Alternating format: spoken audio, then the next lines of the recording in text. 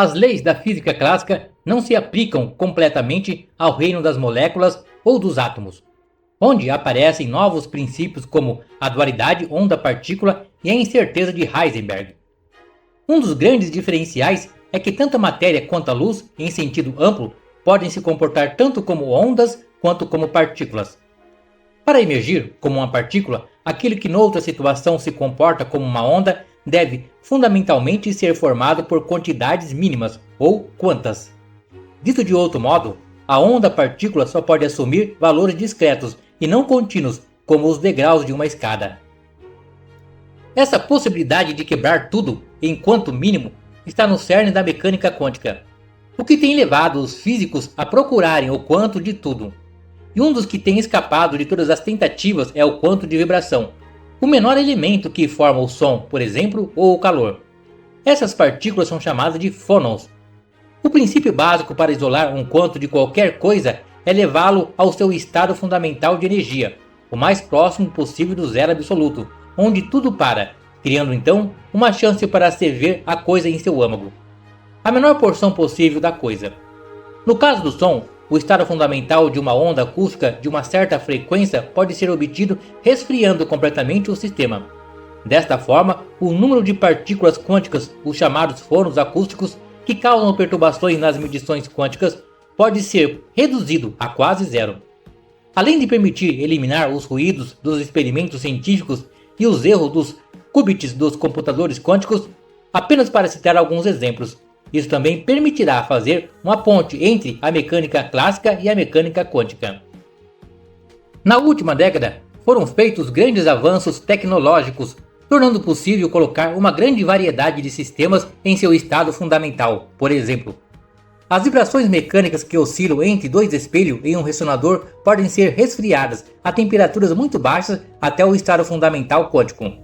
Mas ainda não havia sido possível fazer isso em fibras ópticas, onde podem se propagar ondas sonoras, ondas cujo comprimento é muito longo. E isso é muito interessante por várias razões. Por exemplo, porque a luz e o som não ficam presos entre dois espelhos.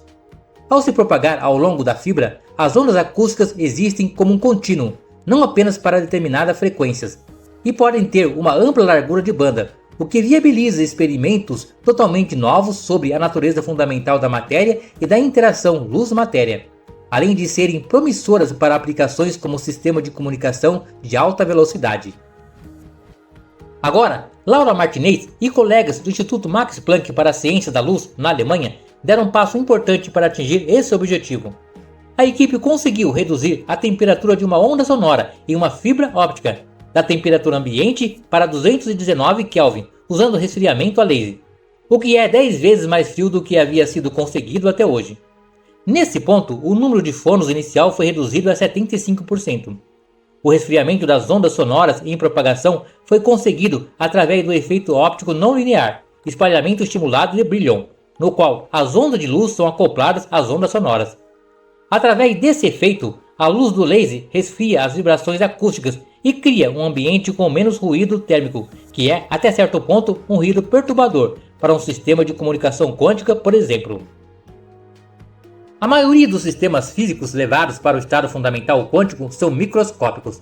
No entanto, nesse experimento, o comprimento da fibra óptica era de 50 cm, e uma onda sonora que se estendia por todos os 50 cm do núcleo da fibra foi resfriada a temperaturas extremamente baixas. Esses resultados são um passo muito emocionante em direção ao estado fundamental quântico em guias de onda, e a manipulação de fônons acústicos tão longos abre possibilidades para aplicações de banda larga em tecnologias quânticas, disse o professor Birg Stiller, cuja equipe recentemente criou o vórtice de luz para transportar mais informações em fibras ópticas em chip.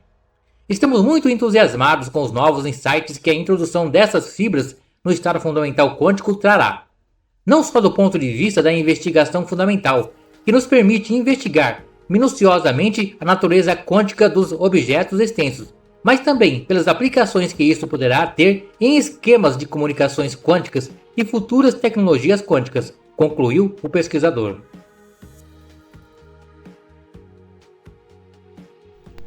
Um forte abraço a todos. Conhecimento é fundamental para a construção de um mundo melhor.